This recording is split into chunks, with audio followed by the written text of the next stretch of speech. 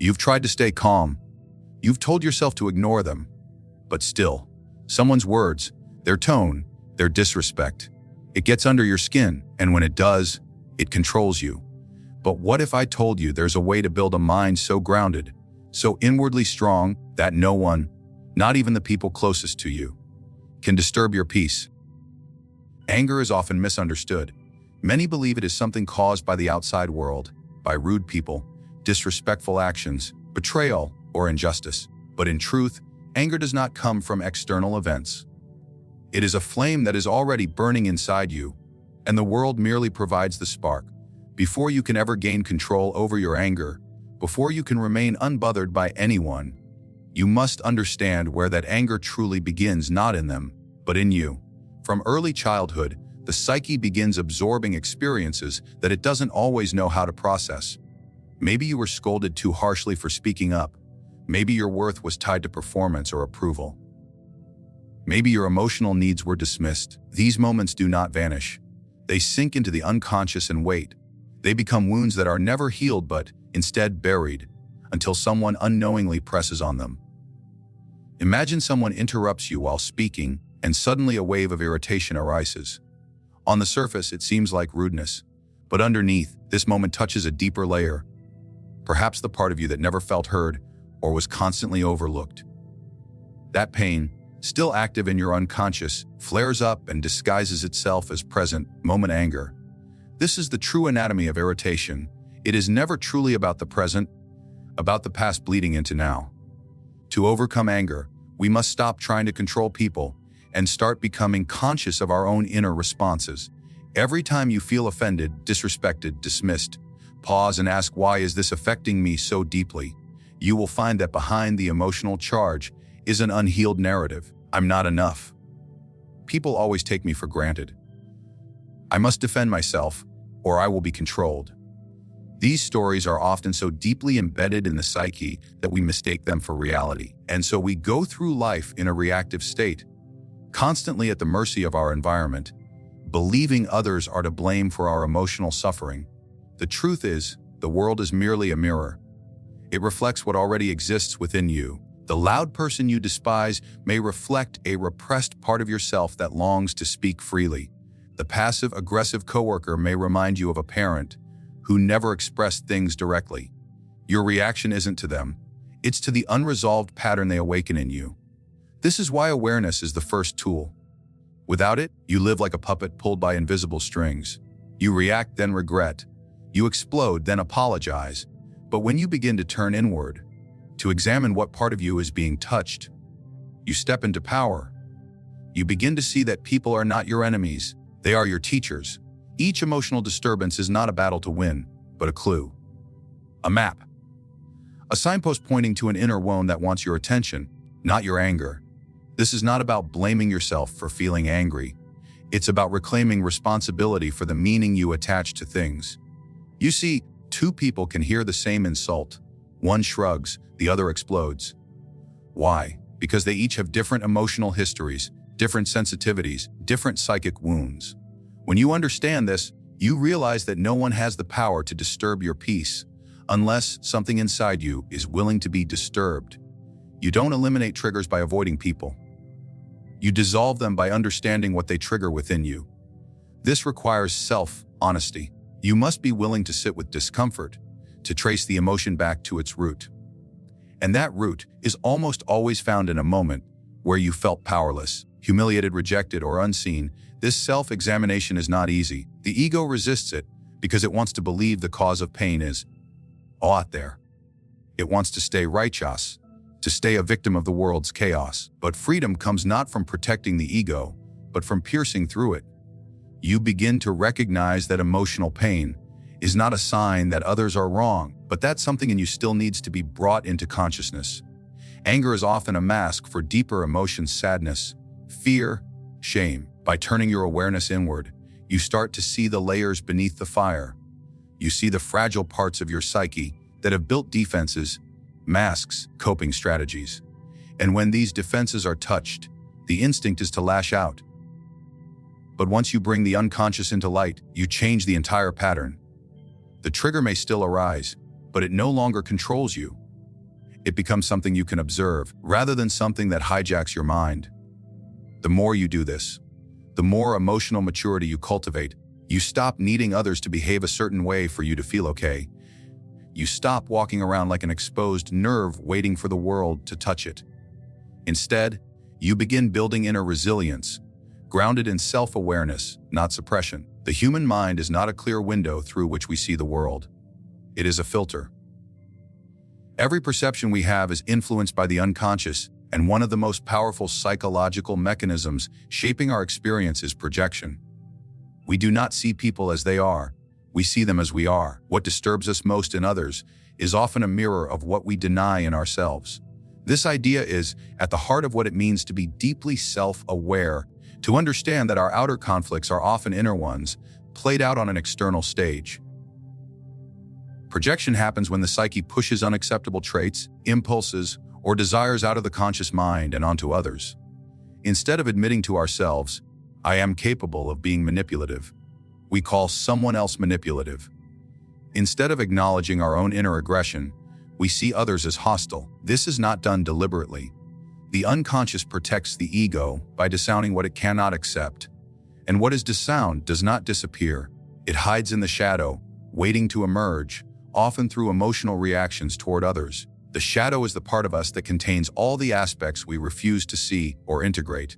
Our envy, our desire for control, our pride, our jealousy, our cruelty.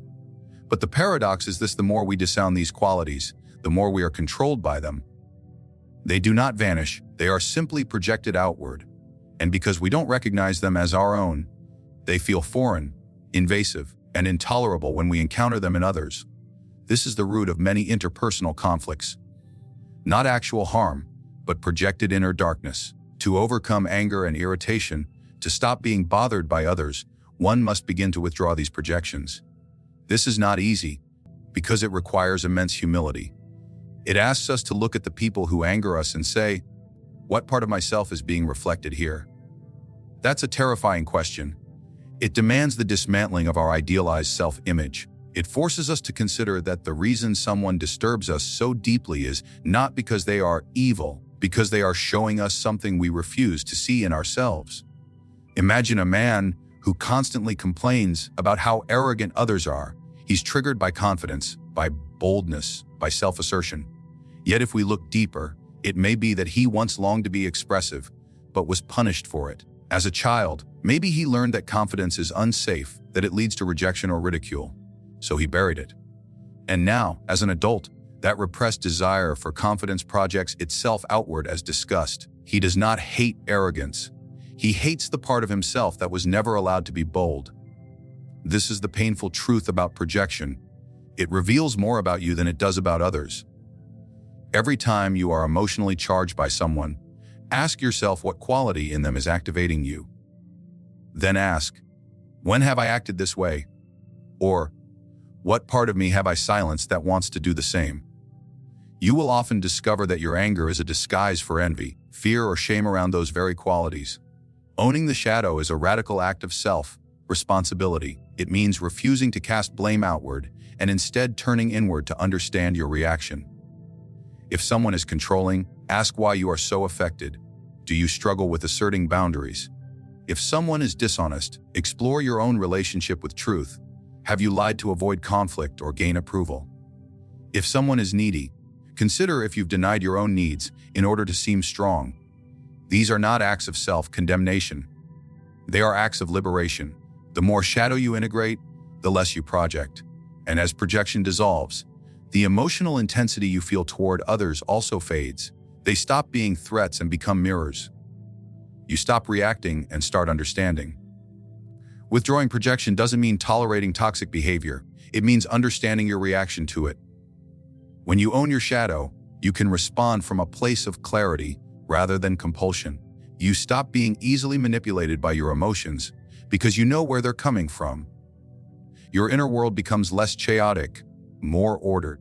You become a person whose calmness is not fake or forced, but authentic, rooted in the integration of light and dark within yourself. The process of withdrawing projection is lifelong. Every day presents opportunities. A rude stranger, a critical parent, a jealous friend. Each is a messenger. not of who they are, but of what remains unseen in you. And the more you listen, the more power you reclaim. Because you are no longer merely reacting to others, you are using them as a mirror, as a map. At the root of much human anger lies a fragile identity, a constructed self-image built from roles, titles, beliefs, and expectations. We don't get angry simply because someone insults us. We get angry because their words threaten the image we hold of ourselves. They challenge the mask we've carefully built and maintained. When someone disrespects you, they are not touching your soul. They are touching your ego. And the ego, being inherently insecure, reacts like a wounded animal. To become someone who is immune to the chaos of others, you must learn to detach from the ego identity and begin observing the role, play of life with conscious awareness. Every person plays a role. Some are obvious: father, employee, student, leader. Others are more subtle. The one who is always right. The one who is always calm. The one who is never wrong. These identities offer a sense of safety. They help us navigate the world. But the moment someone questions them, the ego tightens its grip. If you've identified yourself as wise and someone calls you ignorant, rage may flare. If you see yourself as kind and someone accuses you of being selfish, you feel attacked. This reaction reveals something important. It shows you how deeply you are clinging to that label. The ego does not tolerate contradiction, demands affirmation and recognition. When someone challenges your identity, even indirectly, the ego feels its survival is at stake, and in that perceived threat, the nervous system activates, the mind spirals, and anger emerges, not from truth, but from a wounded illusion trying to protect itself. But what if you could see this from the outside? What if you could step back and witness the entire interaction not as a participant, but as an observer? Detachment is not indifference. It is clarity. It is the capacity to step out of your conditioned responses and watch the drama without losing yourself in it. Think of life as a vast theater. People come onto your stage wearing costumes. Some play villains, others heroes. Some try to dominate, others to please. And you, too, are wearing a costume, whether you know it or not. The problem is not that the play exists. It is that you forget you're acting. You mistake the mask for your true face, and when the mask is threatened, you react as if your very being is under attack. By detaching from ego identity, you create space between stimulus and response. Someone insults you, but you don't take it personally. Why? Because you understand they are reacting from their own wounds, their own insecurities, their own roles. You no longer feel the need to defend yourself because you no longer believe that your identity needs defending. This shift transforms everything. Conversations become less tense. Criticism becomes less personal. Even betrayal becomes less painful because you no longer see it as something happening to you, but as part of a larger script unfolding for deeper awareness. This doesn't mean you become passive. It means you become intentional. Instead of reacting, you respond. Instead of lashing out, you reflect. The world becomes less of a battlefield and more of a mirror. And this mirror shows you every time the ego is gripping too tightly to a role. The more you release that grip, the more peace you experience. Not because others have changed, but because you have changed your relationship to yourself. In truth, the ego thrives on conflict. It loves being offended because being offended reaffirms its separateness, its importance. When someone challenges you, the ego whispers, "How dare they?" It feeds on indignation, but your true self, what lies beyond the roles, is not so easily disturbed. It is rooted in presence, not performance. It does not need to be seen as good or smart or right. It simply is. And when you begin to act from this deeper place, you carry a quiet power that cannot be provoked. To observe the role, play, you must cultivate inner stillness. In moments of conflict, take a breath. Feel the tension rising, and instead of collapsing into the reaction, become aware of it. Watch the story unfolding in your mind. They don't respect me. I must put them in their place. They're making me look weak. Recognize that these are not truths. They are narratives created by the ego to preserve its illusion. And the more you identify with these narratives, the more you suffer. But the moment you realize you're watching a play, you gain freedom. Detachment does not strip life of meaning. It restores meaning by allowing you to participate without being enslaved by identity. You can still assert yourself, defend your boundaries, and express truth, but you do so from a place of grounded presence, not wounded pride. The less tightly you cling to the idea of who you are, the less anyone can offend you. Because their words no longer collide with a fragile image, they simply pass through. You become like the sky, unshaken by storms, unchanged by weather, simply observing, simply being. There is a hidden alchemy available to those who seek inner mastery. Not the transformation of metal into gold, the transformation of raw emotion into refined consciousness. Anger, irritation, and emotional disturbance are not enemies to be eliminated, but energies to be understood and transmuted. When we try to suppress anger, it festers in the shadows. When we express it blindly, it burns and destroys. But when we learn to hold it, observe it, and work with it, anger becomes fuel. Not for destruction, but for inner clarity and power. The true art lies in transmutation to turn emotional poison into psychological gold. To begin this work, one must first develop a new relationship with emotion. Most people either repress their anger or let it explode. Neither path leads to wisdom. Repression creates resentment and internal decay, while blind expression creates regret and external chaos. True transmutation starts when you allow the emotion to rise without immediately acting on it. You feel the heat in your chest, the tension in your jaw, the restlessness in your hands. You do not resist it. You do not indulge it. You simply observe it with the full light of your awareness. That moment of observation is the crucible. It is where transformation becomes possible. When you bring consciousness to a powerful emotion like anger, something remarkable happens. It begins to shift. What once felt like an uncontrollable fire begins to lose its grip. The ego wants to react instantly, to strike back, to defend, to prove. But awareness disrupts that cycle. It says, wait, let's look closer. And in that space of observation, you begin to uncover what the anger is really about. You might find fear beneath it. Fear of being dismissed, abandoned, or disrespected. You might find sorrow, a wound from the past reawakened by a present moment. You might even find guilt. Perhaps you've projected something outward that actually lives within. The process of transmutation demands radical honesty. You must be willing to ask uncomfortable questions. Why does this bother me so much? What am I protecting? What part of my identity feels threatened? What expectation have I placed on others that they are now violating? Every answer takes you deeper into self-understanding. And with each insight, the raw energy of the emotion begins to change form. Anger becomes awareness. Irritation becomes instruction. Frustration becomes fuel for inner discipline. This is the sacred work of the inner alchemist. Emotions are energy in motion. When anger arises, it is energy with a message. If you suppress it, you miss the message. If you act on it recklessly, you distort the message. But if you listen, truly listen, you learn what part of you is calling out for healing, for integration, for truth.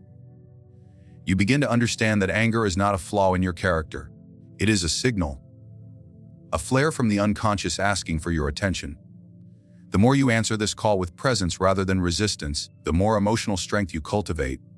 Transmutation also involves creating space within the body for energy to move.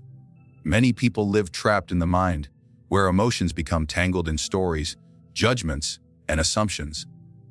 But true transformation happens when you reconnect with the body. Breathe deeply into the belly when you are angry. Feel the feet on the ground. Notice where the tension lies, in the shoulders, the fists, the spine. Bring your attention there. Don't try to change it, just be with it. This physical presence allows the emotion to move, to soften, to pass through. The body becomes the alchemical vessel through which emotional energy is purified. Over time, this practice reshapes the entire nervous system. You become less reactive, more grounded. Not because you've numbed yourself, but because you've trained your psyche to process rather than explode. You gain a new kind of confidence. The confidence of someone who knows that no emotion is too strong to face, no insult too sharp to hold, no conflict too destabilizing to endure. You no longer fear being disturbed, because you trust your inner strength to absorb, transmute, and respond with wisdom. The highest form of power is self-mastery, not dominance over others, but sovereignty over your inner world. The person who can sit in the fire of their own emotion without lashing out is untouchable.